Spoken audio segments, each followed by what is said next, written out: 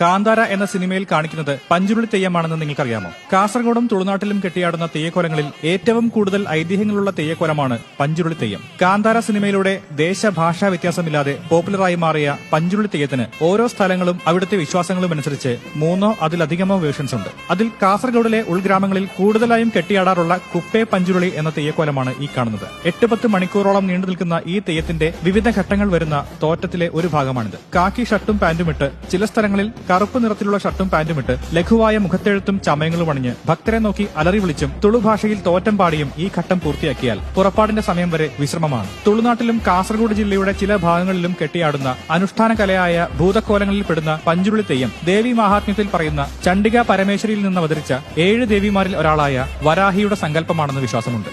Punchy എന്നാൽ തുളു ഭാഷയിൽ പന്നി അഥവാ വരാഹം എന്നാണ് അർത്ഥം. ദാരികവധം കഥ പ്രകാരം ദാരികവധത്തിനായി രൂപം കൊണ്ട 6 ശക്തികളിൽ ഒന്നാണ് പന്നി അഥവാ വരാഹം എന്നാണ് അർത്ഥം. ദാരികവധം കഥ പ്രകാരം ദാരികവധത്തിനായി രൂപം കൊണ്ട 6 ശക്തികളിൽ ഒന്നാണ് വരാഹി. മറ്റൊന്ന് പഞ്ചവീരന്മാരെ വധിക്കാൻ പന്നിയുടെ രൂപത്തിൽ അവതാരമെടുത്ത കാളി സങ്കല്പമാണ് പഞ്ചുരുളി.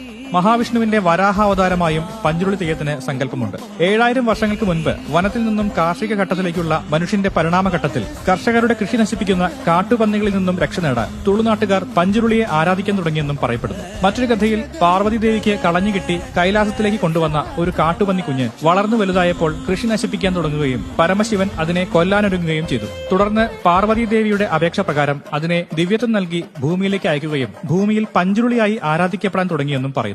പഞ്ചുരുളിയുടെ പൂർണ്ണ രൂപത്തിലുള്ള ആട്ടം ആരംഭിക്കുമ്പോൾ ഒപ്പം കല്ലുരുട്ടി തെയ്യവുമുണ്ട്. ഐതിഹ്യപ്രകാരം പഞ്ചുരുളി സഹോദരനും കല്ലുരുട്ടി സഹോദരിയുമായി കണക്കാക്കപ്പെടുന്നു. പഞ്ചുരുളിയെയും കല്ലുരുട്ടിയെയും ഒരുമിച്ച് ആരാധിക്കാത്ത കുടുംബങ്ങൾ തുളുനാട്ടിൽ ഇല്ലെന്ന് തന്നെ പറയാം. കുടുംബത്തിന്റെ നാഥരായിട്ടാണ് ഇവരെ കണക്കാക്കുന്നത്. കുപ്പേ പഞ്ചുരുളി കൂടാതെ അണ്ണപ്പ പഞ്ചുരുളി, അണ്ണപ്പ പഞ്ചുരുളി, ഒറന്നറ പഞ്ചുരുളി എന്നീ മറ്റ് 2 പ്രധാന വേഷങ്ങൾ കൂടി പഞ്ചുരുളി തെയ്യത്തിനുണ്ട്. ചില ദേവസ്ഥാനങ്ങളിലും തറവാടുകളിലും പഞ്ചുരുളിയെ നേർച്ചയായി പ്രത്യേകം കെട്ടിയാടാറുണ്ട്.